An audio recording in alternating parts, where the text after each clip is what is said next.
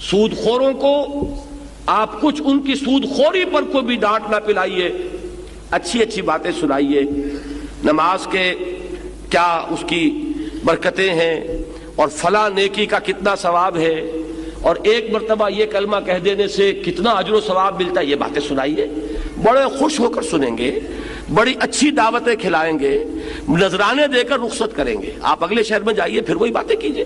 یہ ہے واعظانہ انداز، معاذ اللہ ثم معاذ اللہ۔ نبوت کا انداز یہ نہیں ہے۔ نبی کا انداز وہ پریچنگ ود اتھارٹی، نبی کی دعوت انقلابی دعوت۔ نبی کا قول کیا ہے؟ امرت لأعدل بینکم، اور یہی بات کہی تھی کس نے؟ ابو بکر صدیق نے رضی اللہ تعالی عنہ۔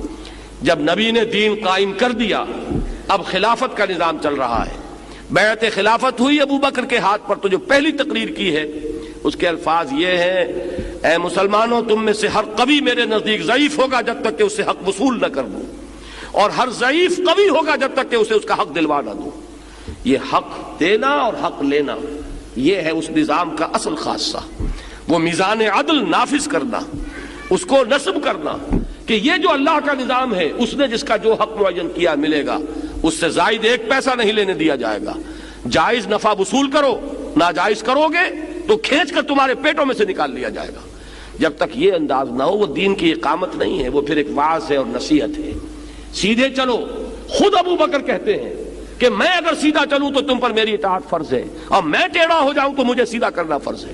انہوں نے اپنے آپ کو بھی مستثنا نہیں کیا، اور یہی کہا کہ نظام جو قائم ہو رہا ہے، جو سعد ابن ابی وقاص کا جملہ میں نے آپ کو سنایا، رستم سپہ سالار افواج ایران کی سفارت کے جواب میں جو بات کہی تھی کہ بھول جاؤ ان دنوں کو جب ہم آتے تھے اور ٹرائبل ریڈز ہوتی تھیں، لوٹ مار کر کے چلے جاتے تھے، یہ بات وہ نہیں ہے۔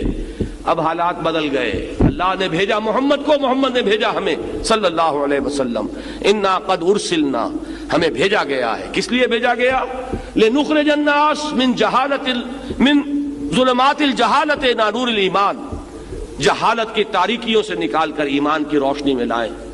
ومن جور الملوک الى عدل الاسلام، بادشاہوں کے ظلم و ستم کے پنجے سے انہیں چھڑا کر اسلام کے نظام میں عدل و قسط سے انہیں روشناس کریں۔